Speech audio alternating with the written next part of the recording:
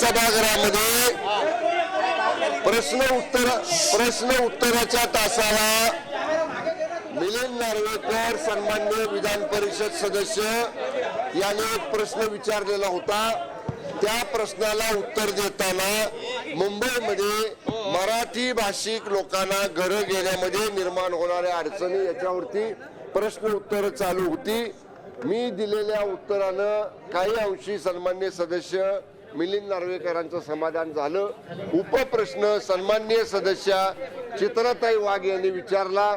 श्रीमती चित्राताई वाघ यांनी असं विचारलं की यापूर्वीच्या सरकारच्या काळामध्ये अशा प्रकारे धोरण आणलं होतं का?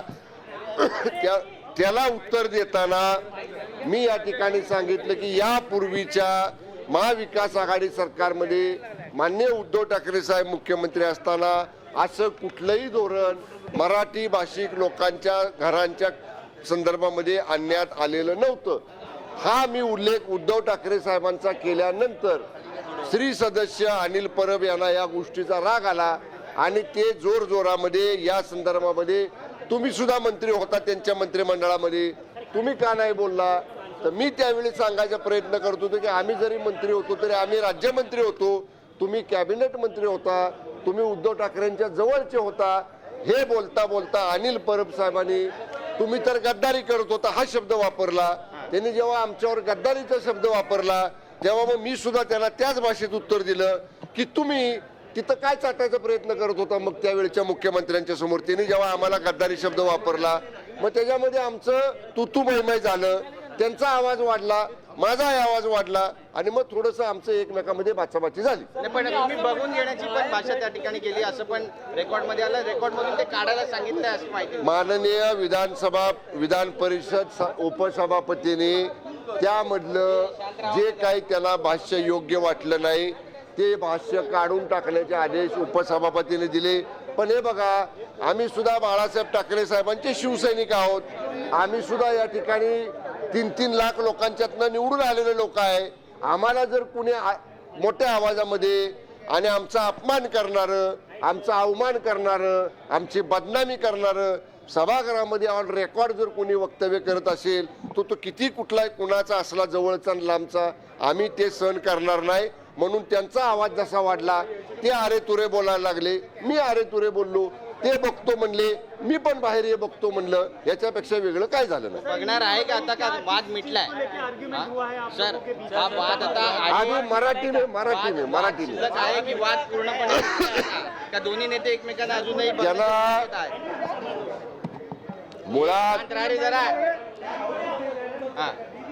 अरे माझी माध्यमांना विनंती आहे, तुम्ही आता एवढे सगळे आपापसातच बोलायला लागला तर आमचा वेळ कशासाठी घेता तुम्ही? आम्हाला गडबडीत पुढच्या मीटिंगला जायचं असते, कुठं ब्रीफिंग घ्यायचं असते, तुमच्या विनंतीला मान देऊन आम्ही थांबतो आणि तुम्ही आपापसातच बोलता, आम्ही काय बोललेलं तुम्हाला कळत पण नाही।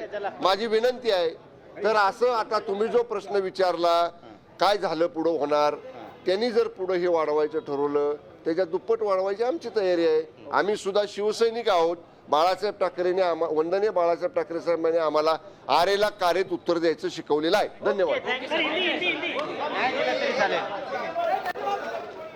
तर एकंदरीतच आपण पाहतोय विधान भवनात आज अनिल परब आणि शंभूराज देसाईंमध्ये हमरी तुमरी झाली होती। बाहेर ये दाखवतो अशा शब्दांपर्यंत देसाई गेले होते आणि त्यावरच आता त्यांनी आपण पाहतोय की माध्यमांसमोर स्पष्टीकरण दिलंय, जर हा मुद्दा वाढला तर आम्ही देखील वाढवू असं ते म्हणालेत। तर नेमकं काय झालं होतं या दोघांमध्ये पाहूया।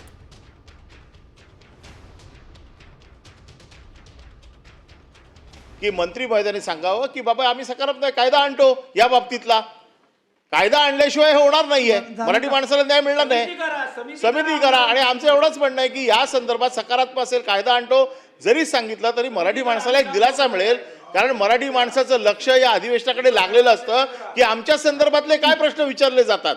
त्याच्यामुळे माझा साधा स्पेसिफिक प्रश्न आहे की आपण या संदर्भातला मराठी माणसाला प्राधान्याने घर देण्यासाठी 40% अट टाकून कायदा आणणार का?